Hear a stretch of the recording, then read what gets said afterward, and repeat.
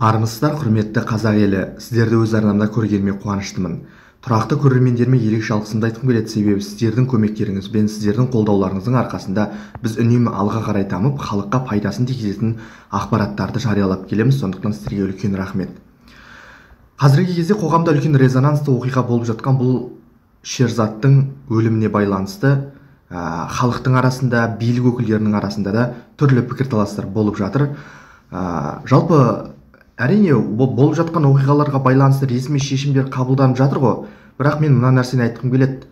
Біз негізі қандай да бір жағдай болмасын Қазақстанда, басқа мемлекеттерді былай алып қойғанда, Қазақстанда біз бір оқиға болса, осындай резонансты оқиға. Мысалы, ормандағы өрт үлкен оқиға, ол кезде де қоғамда басқа да бір, мысалы, қазақ пен ұйғыр дүнгендердің қақтығысы кезінде де, басқа ұлттармен арастық кезінде де, жалпы қоғамда үлкен резонансты оқиға болған кезде біз оның тек салдарымен күресеміз. Яғни оқиға болып кеткеннен кейін ғана оны әйтеуір жылы жауып қоя салған сияқты. Оның түп негізін зерттеп жатпаймыз. Зерттеп жататындардың өзінің пікірі ескерілмей жатады. Неге? Енді біз ойлап қарайық. Шерзаттың өліміне байланысты оқиға, жалпы Қазақстанда бұндай оқиғалар түрлі аймақтарда болып жатыр, бетарман. Шындап келген кезде оның түп негізі неде? Соны іздеп көрдік па біз? Мысалы, ормандағы өрт кезінде, білесіздер, орманшылардың жалақысының өте төмендігі, тіпті олардың өрт сөндіретін құралдары былай тұрсын, қолына киетін перчатка дейді ғой, аяқтарына киетін аяқ киімге дейін жеткіліксіз болу. Былайша айтқанда, әлеуметтік тұрғыдан қамтылмауы, оларға дұрыс жағдайдың жасалмауы. Шахтада қаншама адам өліп жатыр. Ойлап қараңыздаршы, қаншама отбасы қара жамылып, шахтада жақындарынан айырылып жатыр, жұмыс істеуге кеткен адамдарынан. Ал оның себебі қандай? Ол еңбек қауіпсіздігінің сақталуына деген немқұрайлылық.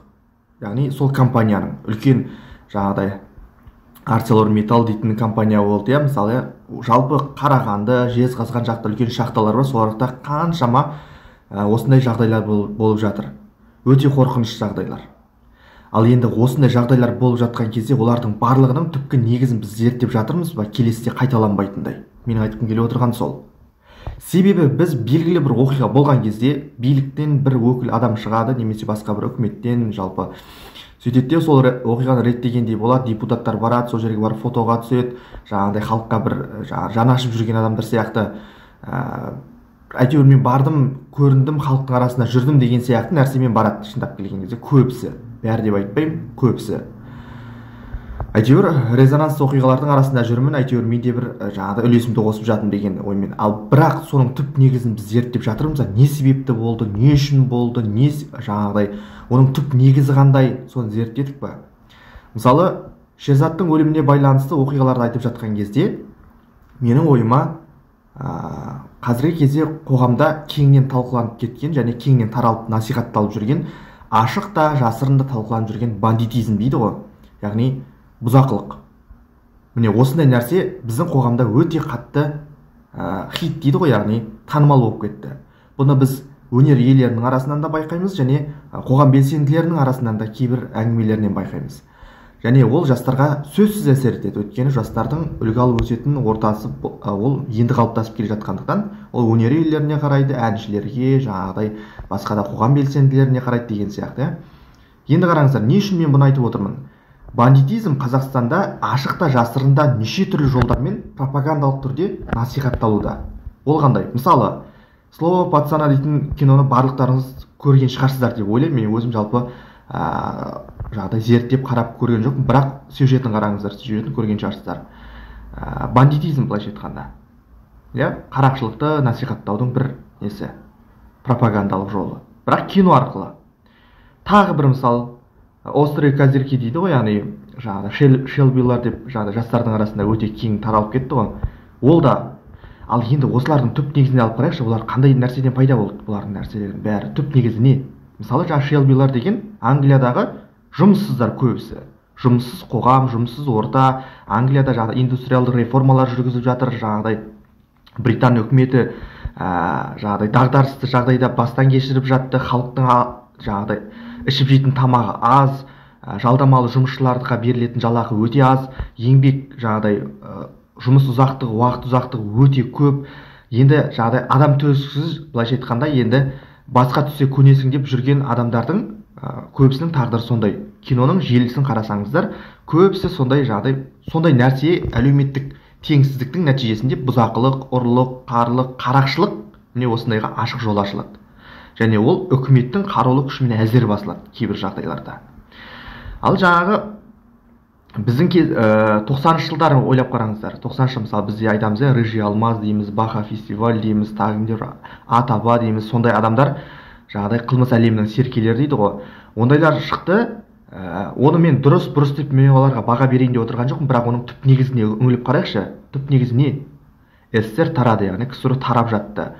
Халық не істерін білмей жатты. Бұрын соңды жаңағыдай еркін экономика деген жоқ, нарықтық экономиканың не екенін түсінбейді. Капиталистік қоғамнан мүлде оқшауланып өмір сүрген ондаған жылдар бойы, неше жыл, 70 жылдан астам уақыт бойы сондай капиталистік қоғамнан алыс өмір сүріп, жаңағыдай джинсиді киюді армандаған қоғам, былайша айтқанда. Сондай қоғамда өмір сүргеннен кейін 90 жыл тәуелсіздік алған кезде қаншама адам жұмыссыз қалды, совхоздар қаңырап, колхоздар қаңырап қалды. Жаңағыдай осыны пайдаланған кейбір бас дейтін адамдар приватизация дейді ғой, жекешелендіру. Қалаған үлкен ғимараттарды, қаңырап қалған ғимараттарды өзінің атына аударып алды, неше түрлі жолдармен.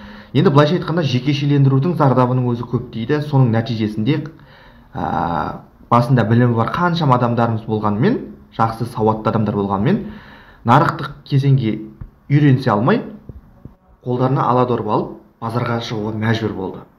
Мысалы, менің ата-аналарым тоже сондай нәрсені басынан өткізді, сол дәуірлерді. Енді бұның барлығының түпкі негізін көріп отырсыздар ма? Сол кезде мысалы Атаба, Рыжий алмаз, Баха фестиваль сияқты атақты жағдай нелер шықты ғой, қылмыс әлемінің серкелері дейді ғой. Олардың түп негізі сондай әлеуметтік теңсіздік, әлеуметтік артта қалу, қоғамның жұмыссыздық деңгейінің артуы.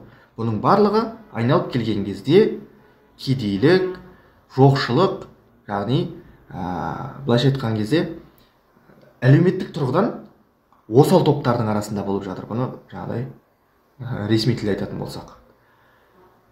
Сондықтан менің қазіргі жағдайға, яғни мына Шерзаттың өлімі бар, оның басқа ауылдың алдындағы талай осындай жағдайлар Қазақстанның түкпірінде болып жатыр, түкпір-түкпірінде болып жатыр ғой. Сондай оқиғалардың түп негізі меніңше жұмыссыздық. Жастардың арасында жұмыссыздықтың болуы. Өте көп жастардың арасында жұмыс таппай қиналып жүргендер, дұрыс білім алмағандар, білім алса да жай сабаққа қатысып қашып жүргендер. Қоғамда өнер иелерінің арасында бандитизмнің кеңінен насихатталуы, жаңағыдай неше түрлі жолдармен әзілдеп, қалжыңдап, жаңағыдай неше түрлі өнер иелерінің тәтті сөздерімен қоғамда мысалы бізде оқыған, тоқыған адамдарды бір ой, бұл оқымысты ой, жаңағыдай кітаптан басқа түк білмейді, бір нәрсе деген сияқты нәрсе айту бар, ол өтірік емес, ол жиі қоғамда еститін шығар сондай нәрселерді. Ал біреудің мұрнын бұзып, біреудің жаңағы қолын сындырып, біреудің басын жарған адамды батыр көретін жағдайларда жиі кездеседі. Ал ол қаншалықты дұрыс? Құқықтық мемлекетте өмір сүре отырып, азаматтық қоғам орнатамыз деп отырып, бандитизмді әспеттеу, оны жарнамалаудың қандай қажеттілігі бар, және ол бізге қаншалықты пайдалы? Бандитизмнің, қарақшылықтың, ұрлық қарлықтың түп негізі айналып келген кезде кедейшілік, жоқшылықтың салдары. Соның нәтижесі. Әлеуметтік тұрғыдан оған әлдеқашан баға беріліп тасталған. Мен бүгін жаңалық ашып отырған жоқпын сіздердің алдарыңызда. Сондықтан менің айтайын дегенім, мына бүгінгі кездегі көшедегі жаңағыдай бұзақылық, біреудің мұрнын сындырып, басын жаруды романтикалық тұрғыдан көрсету және оны дұрыс екендігін әдемі тілмен кейбір өнер иелерінің, халықтың алдында жүрген адамдардың солай айтуы, бұл жастардың санасын улап атқан нәрсе шындап келген кезде. Ол өте қауіпті нәрсе және. Сондай романтикалық деп ойлаған жастар бұндай өмірді кейіннен оның ондай өмір емес екенін түсіне бастайды, бірақ қалай дегенмен де жастық адамға бірнеше рет мәрте берілмейді, бір-ақ рет беріледі ғой. Және жаңағыдай жастық шақта білім алып, өзіңнің кәсібіңді қалай айтсам болады, кәсібіңе икемделетін кез. Сондықтан менің қазіргі кездегі болып жатқан оқиғаларды тек жылы жауып, қазақта сөз бар ғой, қол сынса жең ішінде, бас жарылса бөрік ішінде деп, кейбір мәселелерді жабық қалдырған кезіндегі. Ал қазір біз оны ашық талқылауымыз керек және қоғамның тарапына ұсынуымыз керек. Біз енді қалай шығамыз бұл жолдардан? Қандай амалдар бар? Біз қайтсек осындай нәрселердің алдын аламыз деп. Тек бір оқиға болса болды, онысын жауып тастасақ болды, осыны әйтеуір тып-тыныш жаңағыдай отырсақ болды емес. Егер дәл осы мәселені қазір шешіп алмайтын болсақ, бұл мәселе қайтадан айналып тағы келе береді сол нәрсені. Қашан сол нәрседен өтіп кетпейінше, соның шешімін таппайынша. Сондықтан жылы жауып тастауға тырыспаңыздар, осының түп негізін түсінуге жұмыс жасаса екен бүгінгі үкімет.